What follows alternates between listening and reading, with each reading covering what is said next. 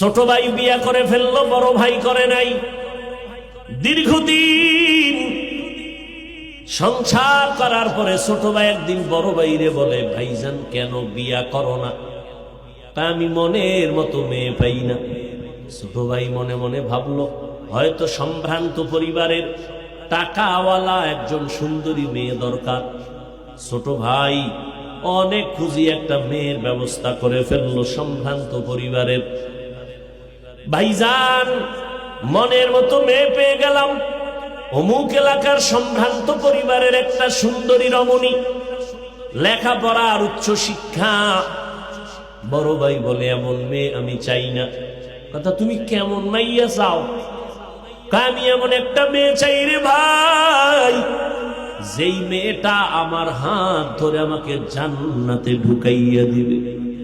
আরে আম্মা জানেরাও খেয়াল করেন, যুবকেরাও খেয়াল করো, সন্তানের বাবা যারা আছেন খেয়াল করেন। ওই বড় ভাই মালিকের কাছে কাঁদে, আল্লাহ একটা ভালো স্ত্রী আমাকে মিলাইয়া দিও।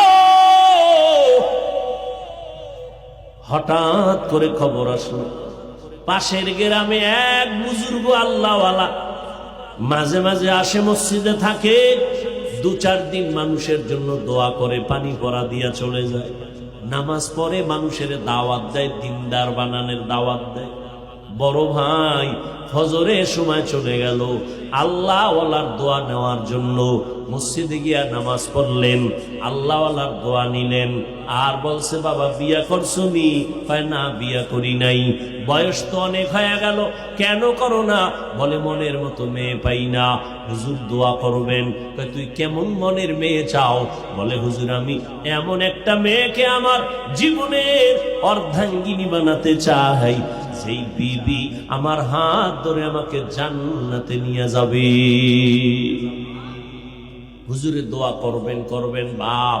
এমন সময় মসজিদের জানালার বাহির থেকে একটা কচি কণ্ঠের আওয়াজ আসলো। মেয়ে ডাক দিয়া কয়, সালামু আলাইকুম। কে তুমি? বলে, হুজুর আমার বাড়ি এই এলাকার মধ্যে। হুজুর আমি মেয়ে মানুষ, আসছি আপনার কাছে। এই সকালবেলা কেন আসছো?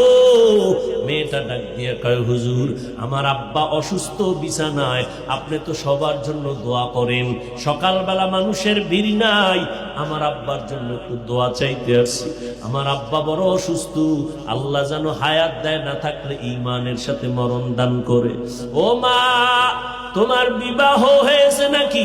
বলে, না আমার বিবাহ হয় নাই। কেন? বয়স কত? বলে এই। বলে, সীমানা পেরিয়ে যায়, বিয়া হয় না কেন?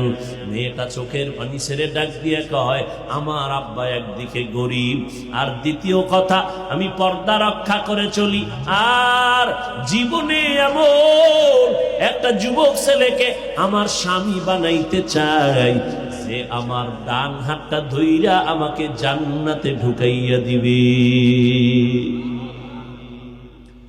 যুবক শুইনা খুব খুশি। হুজুর আমার মনের মতো মনে হয় যেন মেয়েটার চিন্তা চেতনা।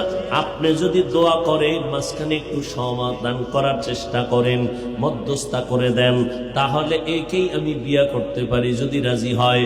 বাবা গরিব, বলে গরিব লাগবে না, দিনদার হলেই আমার চলবে। এবার বুজুর্গ আল্লাহওয়ালা মাঝখানে থাইকা এরপরে প্রস্তাব দিয়ে বিয়ার বন্ধন ধরায়া দিল। এই যুবকেরা, পর্দার আড়ালের আম্মা জানেরা, এবার দুজনের বিয়া হয়ে গেল। স্বামীও চাইছে এমন একটা মেয়ে যে জান্নাতে ঢুকায় দিবে, মার স্ত্রীও চাইছে এমন একটা ছেলে যে তারে জান্নাতে নিয়ে যাবে। এইবার দুইজনের এক মনে এবার সংসার শুরু হয়ে গেল।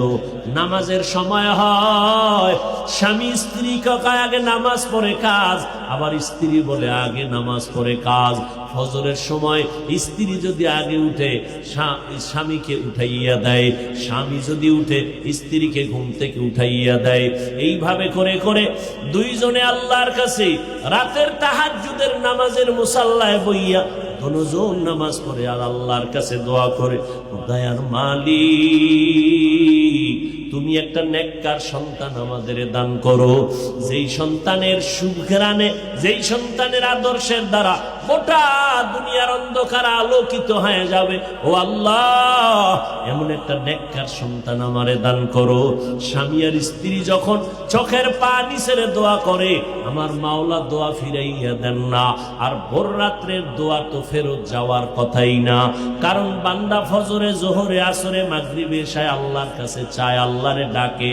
আর এমন টাইম আছে যেই সময় আল্লাহ তার বান্দারে ডাকে।